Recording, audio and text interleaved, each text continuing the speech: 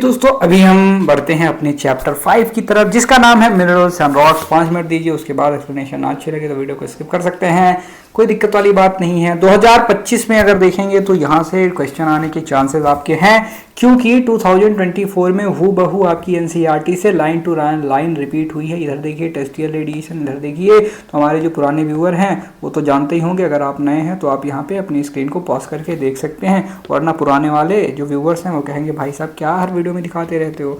तो चलिए minerals and rocks, minerals और रॉक्स की बात करते हैं। The earth is composed of various kinds of element. तो जो हमारी दुनिया है, जो हमारी अर्थ है, पृथ्वी है, वो वेरियस काइंड ऑफ एलिमेंट से बनी हुई है। These elements are in solid form outer layer, जो कि सॉलिड फॉर्म में होते हैं आउटर लेयर में, और हॉट एंड मॉल्टन मैग्मा हमें देखने को मिलेगा अंदर।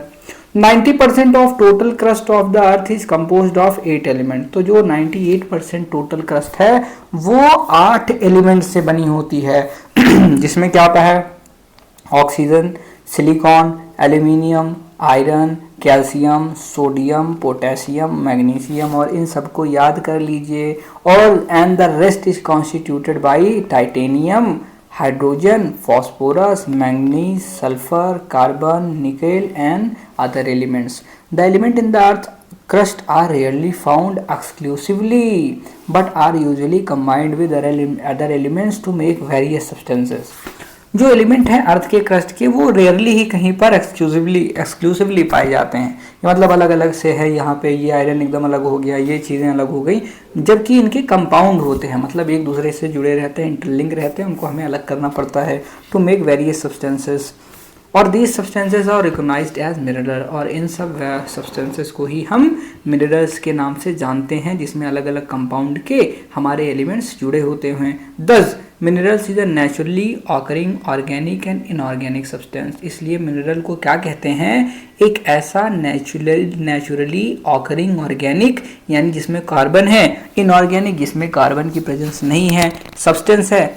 Having an orderly atomic structure, जिसमें एक ऑर्डरली एटॉमिक स्ट्रक्चर हो और एक डेफिनेट केमिकल और फिजिकल प्रॉपर्टी हो, इसका एक डेफिनेट केमिकल कंपोजिशन हो और इसकी एक फिजिकल प्रॉपर्टी हो। A mineral is composed of 2 और मोर एलिमेंट, और मिनरल में हमारे अगर एक एलिमेंट हुआ तो मिनरल नहीं कहा जाएगा, उस तो इंडिविजुअल एक्सक्लूसिव कंपाउंड है, लेकिन वो तो एक्सक्लूसिव एलिमेंट है। लेकिन यहाँ पे अगर उसमें 2 या 2 से ज़्यादा अधिक एलिमेंट हुए तो उसको हम मिनरल कहेंगे, क्योंकि वो एक कंपाउंड का फॉर्मेशन कर रहा है। But sometimes single elements like sulphur, copper, silver, gold और ग्रेफाइट, लेकिन कभी कभी ऐसा होता है कि हमें सिंगल एलिमेंट भी कहीं कहीं पर मिल जाते हैं, जैसा कि सल्फर हो गया और ये सारी चीज़ें जो मैंने बताई।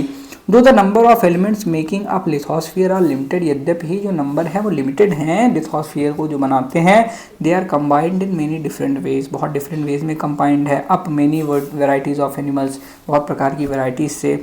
There are at least 2000 minerals that have been named and identified in the earth crust, और अभी तक 2000 मिनरल्स ऐसे हैं जो कि आइडेंटिफाई किए जा चुके हैं। और आपने देखा होगा रेयर अर्थ मेटल्स भी आ रहे हैं, और लिथियम हो गया, कोबाल्ट हो गया, निकेल, कॉपर, जिंक, और पता नहीं सिलेरियम, टूरियम, ये वो पता नहीं क्या क्या जो चीज़ें इस्तेमाल की जा रही हैं। और हम लोग क्या जानते हैं? ज़्यादा से ज़्यादा लोहा, सोना, चांदी और फिर उसी के साथ कॉपर, यही सारी चीज़ें हम ज़्यादा जानते हैं क्योंकि ज़्यादा यही इस्तेमाल की जाती हैं।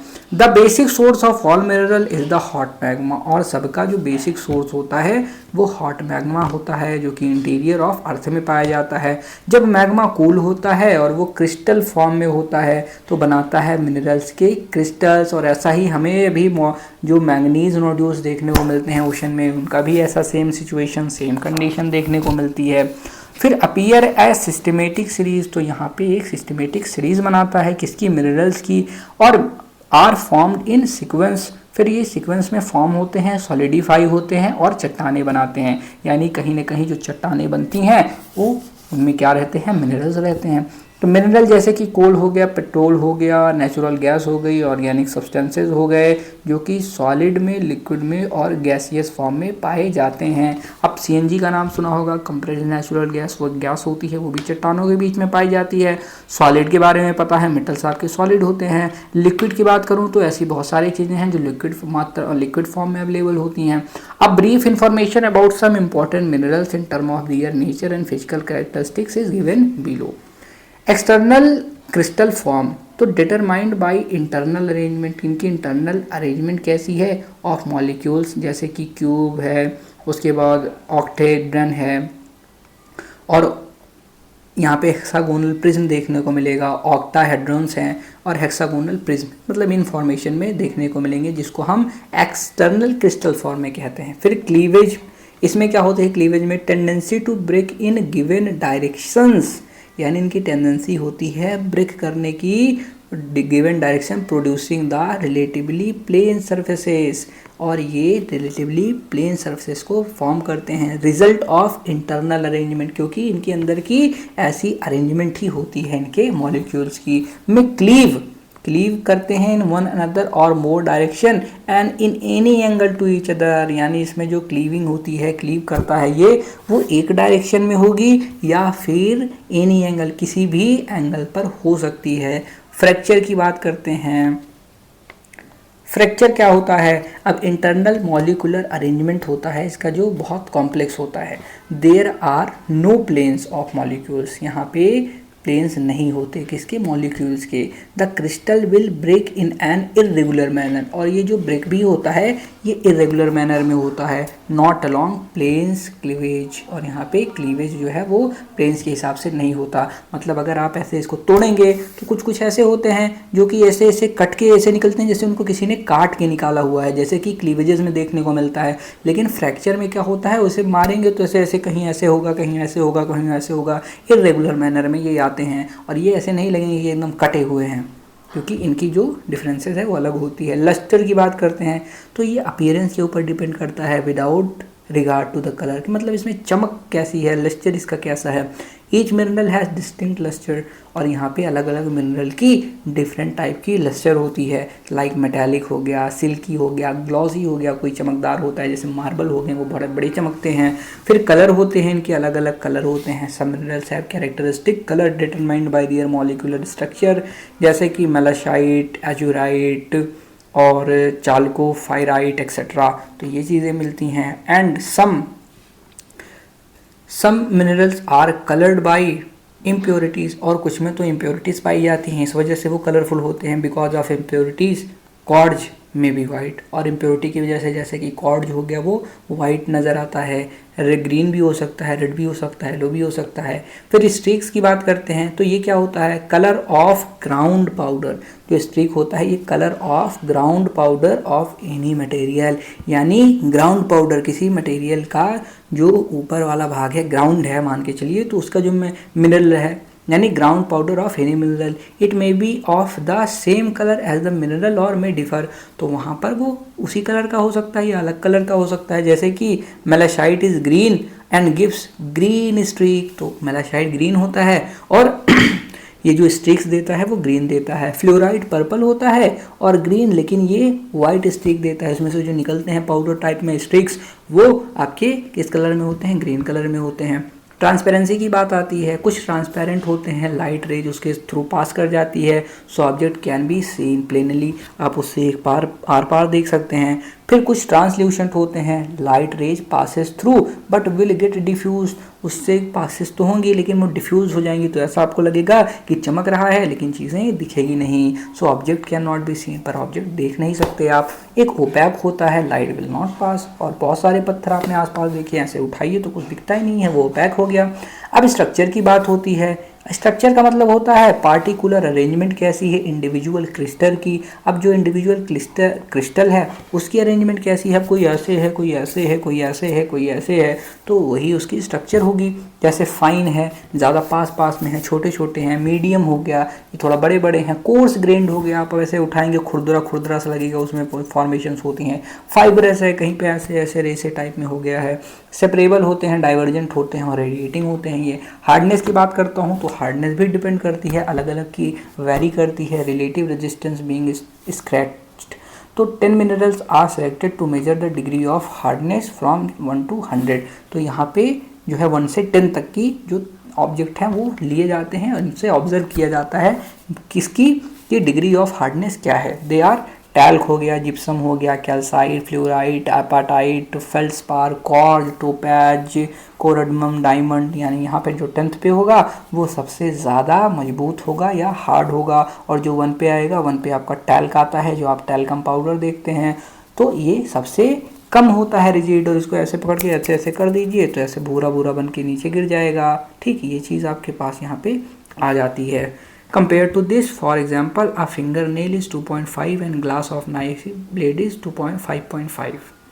तो यहाँ पे क्या कह रहा है कि जो आपकी फिंगर नेल होती हैं ये आपका कितना मजबूत होता है, वो 2.5 इस लेवल पे होता है, यानी जिप्सम से थोड़ा ज़्यादा और कैल्साइट से कम। और यहाँ पे जो नाइफ की ब्लेड होती है आपकी या फिर ग्लास होता है उसमें कितना होता है 5.5, मतलब एपेटाइट से ज़्यादा और फेल्सपार से कम। स्पेसिफिक ग्रेविटी क्या होती है, the ratio between the weight of a given object, किसी गिवन ऑब्जेक्ट का वेट के और weight of an equal volume of water, और वाटर के वॉल्यूम का अगर रेशियो निकाला जाएगा तो वो चीज़ यहाँ पर उसके स्पेसिफिक ग्रेविटी को बताएगी। Object weighted in air and then weighted in water and divided weight in air by the difference of the two weights. तो उस ऑब्जेक्ट को पहले एयर में नापा जाएगा, फिर उसको पानी में नापा जाएगा, और उसके बाद जो हमें जो उसमें हमें कैलकुलेशंस मिलेंगी, ऑब्जर्वेशन मिलेंगी, उसको डिवाइड कर दिया जाएगा किससे, weight in the air by difference of the two wait,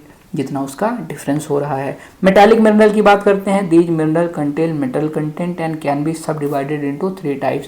तो ये 3 टाइप्स में डिवाइड किया जाएगा। एक प्रीशियस मेटल होता है जिसमें गोल्ड, सिल्वर, प्लेटिनम एक्सेट्रा आते हैं। एक फेरस मेटल आता है जिसमें आयरन, अदर मेटल आते हैं जो कि मिक्स किए जाते हैं या तो आयरन के साथ फॉर्म करने के लिए, जैसे कि स्टील बनाया जाता है, आप लोगों को पता है। फिर आपने एलॉयज सुने होंगे। एलॉयज जो होते हैं वो अलग अलग धातुओं से मिलकर बनाए जाते हैं, जैसे कि आयरन को मिला दिया, उसके बाद कॉपर को, एल्यूमिनियम को, किसी का भी अलॉय बना सकते हैं। तो अलॉय व्हील होते हैं ना आपके गाड़ियों में लगते हैं पहियों में, तो उससे थोड़ी मजबूती बढ़ जाती है, लाइट हो जाते हैं वो। और फिर नॉन फेरस मेटल आते हैं जिससे कि इसमें कॉपर हो गया, लेड हो गया, जिंक हो गया, टिन हो गया, एल्यूमिनियम हो गया, जिनमें आपका फेरस नहीं होता, मतलब आयरन नहीं होता। Non metallic minerals, these minerals do not contain metal content. तो इसमें मेटल कंटेंट नहीं होता, जैसे कि सल्फर, फॉस्फेट, नाइट्रेट, इसके एग्जांपल हैं। और cement is a mixture of non metallic material. जो आपकी सीमेंट इस्तेमाल होती है, पोर्टलैंड सीमेंट देखेंगे, वो नॉन मेटालिक मिनरल होती है। ठीक, वो एक रॉक से आती है, रॉक फॉर्मेशंस हैं। रॉक्स की बात करता हूँ, the earth crust is compose of rocks. तो यहाँ पे वो रॉक से बनी होती है। A rock is aggregate of 1 और मोर मिनरल, यानी एक या एक से अधिक मिनरल मिल करके किसी रॉक का फॉर्मेशन करती हैं। रॉक्स हार्ड भी हो सकते हैं, रॉक सॉफ्ट भी हो सकते हैं। और आप लोगों ने रामायण तो सुनी होगी जिसमें पत्थर से ब्रिज बनाया जाता है, पुल बनाया जाता है, श्री राम लिख करके। तो वहाँ भी ऐसा माना गया है कि ऐसे पत्थर होते हैं जो कि पानी में आप फेंक दीजिए तो पानी में तैरते हैं। तो फॉर एग्जांपल अब बात करते हैं हम एग्जांपल की। तो ग्रेनाइट इज़ हार्ड, जो ग्रेनाइट होता है वो हार्ड होता है। सोप स्टोन जो होता है वो सॉफ्ट होता है। गैब्रो ब्लैक होता है और कॉर्जाइट कैन मिल्की वाइट। इनके कलर की बात हो रही है। कॉर्जाइट किस कलर का होता है, मिल्की वाइट होता है। Rock do not have definite composition, और रॉक्स की कोई डेफिनेट कंपोजिशन नहीं होती ऑफ मिनरल कॉन्स्टिट्यूएंट्स, यानी कितने। अब एक रॉक है उसमें हो सकता है कि आयरन की मात्रा 20% है और सारे मिला के 80% में है, और किसी में हो सकता है आयरन की मात्रा 80% में और सब 20% में है। सेम उसी के बगल में कोई ऐसा है जिसमें ना आयरन है ना दूसरा कोई कंपाउंड है, उसमें सिर्फ कुछ नहीं है, उसमें सिर्फ आपके डस्ट वगैरह है, रॉक है। तो ऐसा होता है। और यहाँ पर आपका क्या देखेंगे कि इनकी कॉन्स्टिट्यूएंट जो होती हैं वो डिफरेंट होती है, वो बहुत डाइवर्सी वैरायटी उसमें शो होती है। फिर फेल्सपार और quartz are most common mineral found in rock, और हमें जो है सबसे ज़्यादा कॉमन क्या देखने को मिलेगा, फेल्सपार और कॉर्ज देखने को मिलेगा। पेट्रोलॉजी साइंस ऑफ रॉक, और पेट्रोलॉजी क्या होती है? साइंस होती है किसकी? रॉक्स की। अब petrologist studies rocks in all their aspect, तो जो एक पेट्रोलॉजिस्ट होता है वो रॉक्स के बारे में स्टडी करता है उनके सारे एस्पेक्ट्स में, जैसे कि उनका मिनरल कंपोजिशन कैसा है, टेक्सचर कैसा है, स्ट्रक्चर कैसा है, ऑरिजिन कहाँ से हुआ है, ऑकरेंस कैसी है, alteration and relationship with other rock उनकी कैसी है। As there is a close relationship between rocks and landforms, आपको पता है कि लैंडफॉर्म और रॉक्स के बीच में एक क्लोज रिलेशनशिप होती है, रॉक्स और सॉइल्स के बीच में क्लोज रिलेशनशिप होती है। क्यों? क्योंकि जब एक रॉक ऐसे किसी रिवर से आता है तो धीरे धीरे वो इरोड होने लगता है, डिनंडेट होने लगता है और वहाँ पे टूटने लगता है। टूटेगा तो छोटे छोटे पेबल्स में बनेगा, छोटे छोटे पेबल्स से स्टोन से पेबल्स बनेंगे, पेबल्स से धीरे धीरे वो सैंड बन जाएगा, सैंड से वो मिट्टी बन जाएगा और प्लेन्स का फॉर्मेशन करेगा। तो उसके अंदर जो क्वालिटीज़ हैं, जो उसके अंदर न्यूट्रिएंट्स हैं, जो मिनरल्स हैं, वो सब आपके प्लेन्स में मिल जाएंगी। और ये फ़ायदा किसको करेंगी? एग्रीकल्चर को फ़ायदा करेंगी। और there are many different kind of rock, बहुत प्रकार के रॉक्स होते हैं which are grouped under 3 families, और इनको 3 फैमिलीज में बांटा गया है on the basis of the mode of formation, यानी इनकी फॉर्मेशन के बेसिस पर। पहला इग्नियस रॉक्स, ये आपने पढ़ा ही था कि ये क्या होता है? सॉलिडिफाइड मैग्मा एंड लावा। जब लावा आपका निकलता है ना, अब निकलता है तो आपने देखा होगा ऐसे कोन होता है। अब कोन से, जैसे देखिए ये आपका कोन है, अब यहाँ से ये खाली है तो यहाँ से ऐसे निकला मैग्मा, तो कुछ यहीं पे जो है जम जाते हैं, निकलने से पहले ही कुछ आके बाहर जमते हैं, गिर के यहाँ पे जमेंगे, कुछ इसके यहाँ पे जम जाएंगे। तो जो अंदर हैं वो इंट्रूसिव हैं, यानी इंटरनल, और एक्सट्रूसिव मतलब एक्सटर्नल। यानी इग्नियस रॉक भी 2 प्रकार की होती हैं, सॉलिडिफाइड मैग्मा और लावा। कुछ सेडिमेंट्री रॉक होते हैं। सेडिमेंट पहले ही मैंने बताया कि अगर एक के ऊपर आप ऐसे चले गए घर में अपना टेबल रख के, तो वहाँ पे देखेंगे धीरे धीरे धूल जमने लगेगी, तो हज़ारों लाखों साल से कुछ पड़ा है तो उसके ऊपर सेडिमेंट जमने लगेंगे। अब ये सेडिमेंट ऐसा एक टाइम आएगा जब एकदम नीचे चले जाएंगे, टेम्परेचर इसका हीट कर जाएगा, प्रेशर बढ़ जाएगा, तो और ऊपर इतना लोड भी है, टेम्परेचर है, प्रेशर है, तो ये एक दूसरे में इतने गर्म हो जाएंगे कि एक दूसरे में ऐसे ब्लेंड हो जाएंगे। जैसे आप 2 प्लास्टिक ऐसे साथ में गर्म करके छुआइए तो दोनों चिपक जाते हैं, वैसे ये सेडिमेंट्री रॉक बना देगी। तो यहाँ पे क्या होगा? Result of deposition fragmented of rock by exogenous process से बनेगा।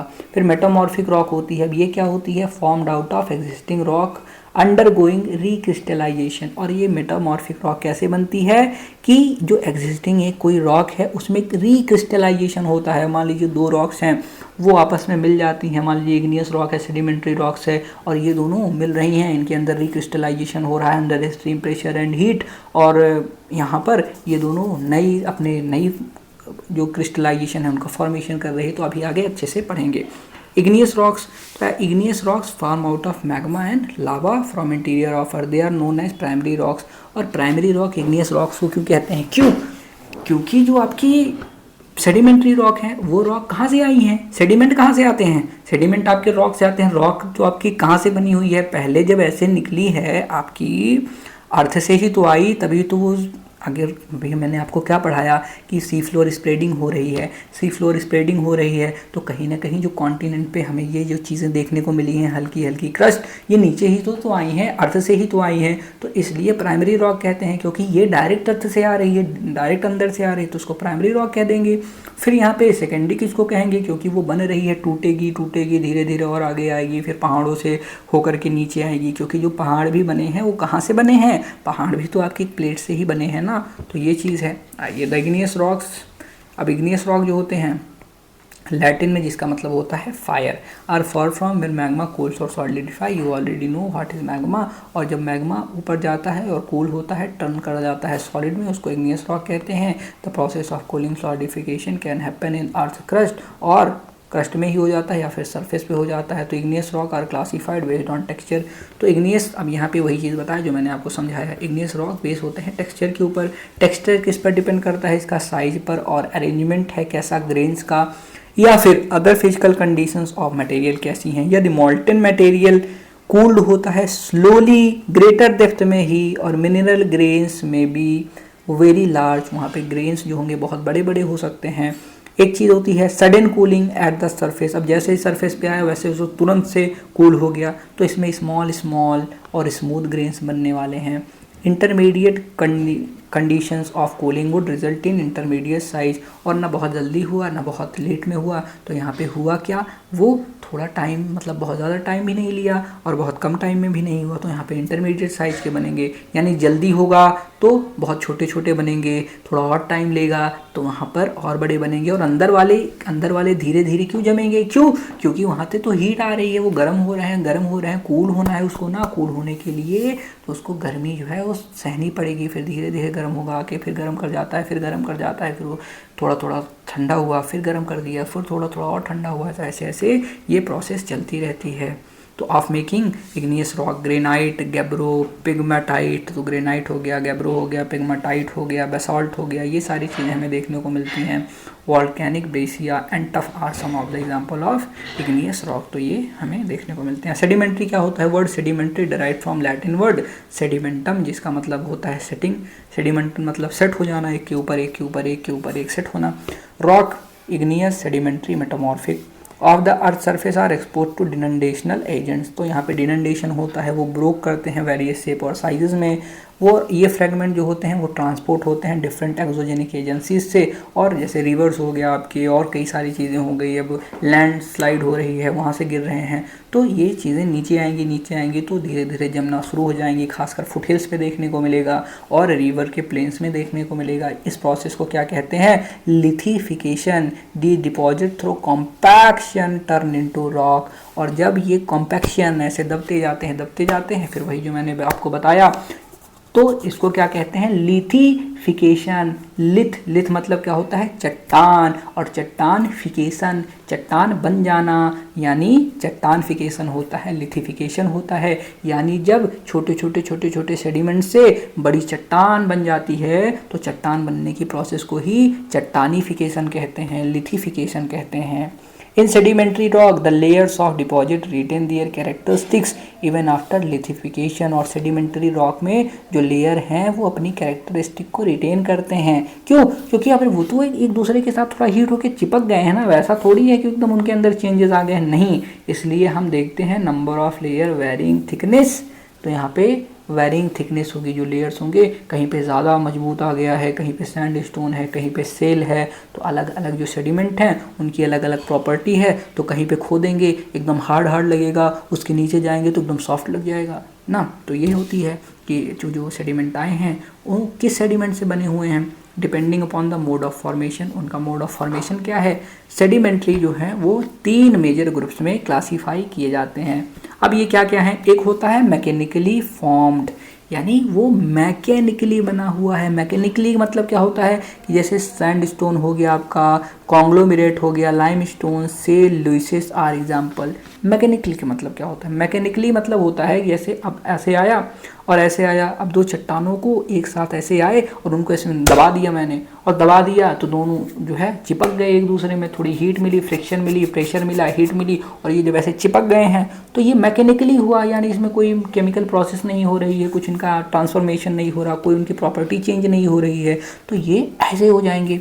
फिर एक ऑर्गेनिकली फॉर्म्ड होता है, जैसे जेसेराइट, चाक हो गया, लाइमस्टोन हो गया और कोल हो गया। अब कोल कैसे बनता है, ये ऑर्गेनिकली फॉर्म्ड है, अंडर हीट एंड प्रेशर ये सर्टेन चेंजेस यहाँ पे हो रहे हैं। कार्बन कंपाउंड है, ऑर्गेनिक है, तो ये कार्बन कंपाउंड में चेंज हो रहे हैं धीरे धीरे। जैसे आप चाक भी देखेंगे, लाइमस्टोन भी देखेंगे, कोल भी देखेंगे, तो ये ऑर्गेनिकली फॉर्म्ड हैं क्योंकि उसमें कार्बन कंपाउंड होता है। ये जब अब जैसे कोल कैसे बनेगा, अब एक पेड़ आया, पेड़ नीचे गया, इसके ऊपर भी सेडिमेंटेशन हो रही है, लेकिन फिर under extreme heat and pressure इसका जो कंपोजिशन है वो जलने लगेगा, चेंज होने लगेगा, कार्बन में कन्वर्जन हो जाएगा और ये कोल बनाएगा। फिर यहाँ पे कुछ केमिकली फॉर्म्ड होते हैं, यानी एक से दूसरा मिलता है और उसमें फिर रिएक्शन हो जाती है। जब वो दोनों एक दूसरे में मिलते हैं, दबते हैं, हीट और प्रेशर उनको मिलती है, तो दोनों रिएक्ट कर जाते हैं, रिएक्ट करके कुछ अच्छी नई चीज़ बनाते हैं, या दोनों की प्रॉपर्टी उसमें आ जाती है, जैसे कि चर्ट हो गया, लाइमस्टोन हो गया, हैलाइट हो गया, पोटास हो गया,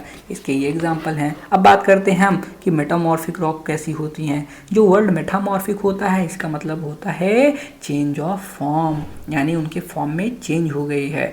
these rocks form under the action of pressure, Pvt pressure और वॉल्यूम एंड टेम्परेचर, यानी कितने वॉल्यूम में हो रहा है, इनके ऊपर कितना प्रेशर पड़ रहा है और कितना टेम्परेचर चेंजेस यहाँ पर देखने को मिल रहा है। जैसे metamorphism occurs when rock, metamorphism कब होता है, when rocks are forced down to lower levels by tectonic processes, तो जब रॉक्स को फोर्स किया जाता है वो नीचे जाती हैं लोअर लेवल पर टेक्टोनिक प्रोसेस के द्वारा, और जब when molten magma rising through the crust, और जो और यहाँ से ये नीचे जा रही हैं, जब ये नीचे जाएंगी और मैग्मा, आपको पता है कि मैग्मा क्रस्ट से के थ्रू ऊपर आ रहा है, देखिए comes in contact with these crystal, वैसे नीचे इतना नीचे गई, कहीं पे डाइक वाइक मिल गया, कहीं पे सिल मिल गया, या फिर कहीं पे वो नीचे पहुंच गए, किसी तरीके से मैग्मा का कांटेक्ट हो गया, और जब ये कांटेक्ट आएगा किसके, मैग्मा के साथ, विद द क्रिस्टल रॉक और underlying rocks are subjected to great amount of pressure by the overlying rock,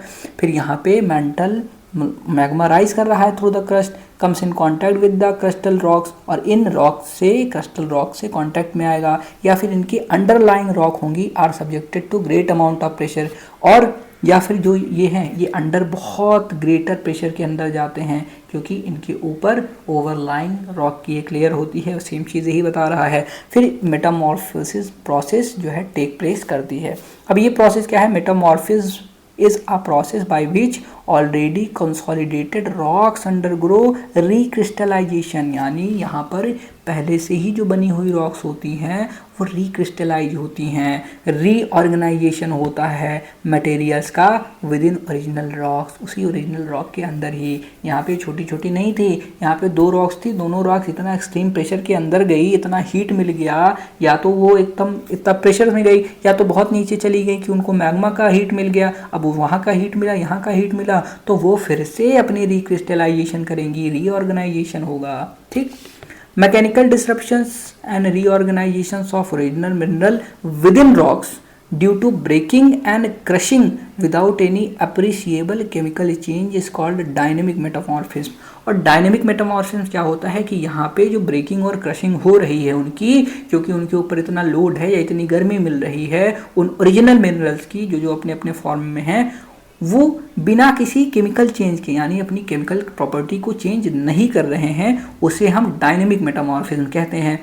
और द मटेरियल्स ऑफ रॉक्स, वैसे ये सेम ऐसे सेडिमेंटेशन जैसा ही है कि नीचे जा रही है एक्सट्रीम एयर प्रेशर, लेकिन इसमें वो वहाँ सेडिमेंट रॉक बन रहे थे, अब यहाँ ये कह रहा है कि सेडिमेंट्री रॉक भी कन्वर्ट हो सकती है, सेडिमेंट्री रॉक भी मिलकर कन्वर्ट हो सकती है, रिक्रिस्टलाइज हो सकती है। मान लीजिए सेडिमेंट्री रॉक है, इग्नियस रॉक है, दोनों मिलकर मेटामॉर्फिक रॉक बना रही हैं, तो इसमें ये रॉक की बात कर रहा है, उसमें सेडिमेंट यानी छोटे छोटे से सेडिमेंट बना, और ये सेडिमेंट वाली रॉक जो है वो मेटामॉर्फिक रॉक बन सकती है, कोई दिक्कत वाली बात नहीं है। The material of rock chemically alter and recrystallise, और इसके जो मटेरियल हैं वो अल्टर होते हैं और रिक्रिस्टलाइज होते हैं ड्यू टू थर्मल मेटामॉर्फिज्म, क्योंकि यहाँ पर थर्मल मेटामॉर्फिज्म होता है।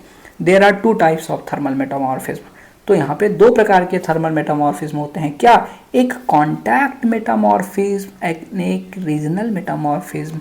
कॉन्टैक्ट मेटामॉर्फिज्म में क्या होता है, अब ये आपको देखना पड़ेगा, यहाँ पे आपको बताया हुआ है, क्या देखना पड़ेगा कि जो आपका, जस्ट अ मिनट, ये तो जो आपका कॉन्टैक्ट मेटामॉर्फिज्म होता है, the rock come in contact with hot intruding magma, यानी अब यहाँ पर कॉन्टैक्ट मेटामॉर्फिज्म में कॉन्टैक्ट होता है, किससे कॉन्टैक्ट होता है, हॉट इंट्रूडिंग मैग्मा, ऐसा मैग्मा हॉट है जो आ रहा है, इंट्रूड कर रहा है इसके पास जहाँ ये है, एंड लावा, और लावा मैग्मा लावा जो है वो सेम ही चीज़ है, आपको पता ही है। And the rock materials recrystallise under high temperature, और जो इसका मटेरियल है उसमें रिक्रिस्टलाइजेशन होती है हाई टेम्परेचर पर। Quite often new materials form, और बहुत जल्दी ऐसा होता है कि नया मटेरियल फॉर्म हो जाता है आउट ऑफ मैग्मा, और lava are added to the rock, क्योंकि अब इनमें क्या होता है कि जो लावा के अंदर भी कंपाउंड है और मैग्मा के अंदर भी कंपाउंड है वो इनसे मिल जाते हैं, यानी लावा या मैग्मा का जो कंपाउंड होता है उससे ये मिला और अपनी इसकी एक अलग कंपाउंड थी, तो ये फॉर्म हुआ, रिक्रिस्टलाइज हुआ और बढ़िया बन गया। ठीक, इन रीजनल मेटामॉर्फिज्म में क्या होता है, अब यहाँ पे रीजनल मेटामॉर्फिज्म आता है, अब भैया इसमें क्या होता है, अब ये भी जानना ज़रूरी है, चलिए आगे बढ़ते हैं। Rocks undergo recrystallization due to deformation caused by tectonic shearing together with high temperature and pressure or both। तो यहाँ पे टेक्टोनिक शेयरिंग की वजह से हो रही है। मान लीजिए अब टेक्टोनिक है, दोनों के बीच में ऐसा है, ऐसे रगड़ दिया, फ्रिक्शन आ गया, प्रेशर आ गया, या फिर यहाँ पे फॉर्मेशन हो रही है, वैसे स्प्रेडिंग हो रही है। अब स्प्रेडिंग की वजह से वो आगे भाग रहा है, या फिर आई ऐसे दो टकरा गई, ऐसे ऐसे रगड़ दी एक दूसरे को या ऊपर जा रही हैं, तो यहाँ पे क्या हो रहा है, टेम्परेचर और प्रेशर में चेंजेस हो रहा है टेक्टोनिक शेयरिंग की वजह से। तो यहाँ पे in process of metamorphism in some rocks grains और minerals get arranged in layers और लाइंस। तो ये लेयर्स और लाइंस में अरेंज हो जाते हैं, और इन अरेंजमेंट को क्या कहते हैं, this such an arrangement of minerals और grains in metamorphic rock called foliation और लीनिएशन।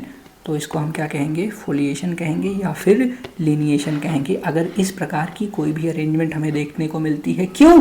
क्योंकि यहाँ पे टेक्टोनिक शेयरिंग हो रही है, यानी जो प्लेट्स हैं उनकी वजह से शेयरिंग हो रही है। समटाइम मिनरल्स और material of different groups are arrange into alternating thin और थिक लेयर्स। तो यहाँ पे ऐसा होता है कि अलग अलग मटेरियल है, उनकी अलग अलग प्रॉपर्टी है, तो वहाँ पे किसी की थिक लेयर, किसी की थिन लेयर, वो अपने अपने हिसाब से उनकी लेयर्स बन जाती हैं। Appearing in light and dark shades. तो ऐसा होता है कि ऊपर हमें देखेंगे कि लेयर में कभी होता है कि यहाँ पे, अगर आपने कभी नोटिस किया हो, अगर आपको पत्थर तोड़ने का शौक है ना, तो कभी कभी ऐसे कुछ पत्थर मिलते हैं जिनके बीच में एक ब्लैक कलर की एकदम लाइनिंग रहती है, और उनको जब आप तोड़ोगे ना, ऐसे जिसके यहाँ बालू वालू आता हो, गांव में तो अक्सर घर बनते हैं सबके, तो बालू आता है, आपके घर जो बनवाए होंगे, घर गाँव में रहते हैं या शहर में भी बनवाए होंगे, उसमें जो पत्थर मिलते हैं उनको कभी तोड़ के देखिएगा। कुछ कुछ पत्थर ऐसे होते हैं, इनको तोड़ने के बाद ना उनके अंदर ब्लैक ब्लैक सी एक पतली सी लेयर देखने को मिलेगी, उसके ऊपर कलर थोड़ा सा डार्क रहेगा, थोड़ा ब्राउन कलर रहेगा और लाइट ब्राउन भी रहता है, और तोड़ोगे तो कहीं कहीं में ब्लैक भी देखने को मिलेगा। तो यही चीज़ कह रहा है कि कहीं पे डार्क, कहीं पे light, such structure in the metamorphic rock. और ऐसा नहीं होता कि ये अलग अलग होती हैं, इसको पहचान सकते हो। कभी कभी तो ऐसा होता है कि सारी प्रोसेस मिल करके एक साथ, अब सारी चीज़ें एक साथ आ रही हैं तो सब मिलके ऐसे बना रही हैं, तो यहाँ पे आइडेंटिफाई करना मुश्किल हो जाता है कि कौन कौन सी रॉक्स हैं। फिर बहुत ज़्यादा उसको तो कोई, अगर ऐसा ही बिरला इंसान है, कई बार ऐसी भी कॉम्प्लेक्स सिचुएशंस आ जाती हैं। तो such a structure in metamorphic rock is called, पर वो डिपेंड करता है कि यहाँ पे सोर्सेज क्या क्या अवेलेबल हैं। कहीं पे तो कुछ ऐसे ही सोर्स हैं, लाइमस्टोन ही है तो लाइमस्टोन ही होगा, तो कोई भी बता देगा। Such a structure in metamorphic rock is called banding, और इसको क्या कहते हैं हम, बैंडिंग कहते हैं, कि यानी एक के ऊपर एक बैंड्स लगे हुए हैं। And rock displaying banding called banded, और ऐसे जिनमें ये टाइप की स्ट्रक्चर होती हैं, कहीं डार्क, कहीं शेड, कहीं लाइट, कहीं थिन, कहीं थोड़ा थिक, तो उसको हम बैंडिंग और बैंडेड रॉक कहते हैं। Types of metamorphic rock depend on upon the original rock. अब इसके प्रकार ओरिजिनल रॉक पर डिपेंड करते हैं that were subjected to metamorphism, जिसको इस प्रोसेस से गुजरना पड़ा है। तो हमारा दर्द वही जानेगा जो इस प्रक्रिया से गुजरा है, तो उसी हिसाब से मेटामॉर्फिक प्रोसेस होती है।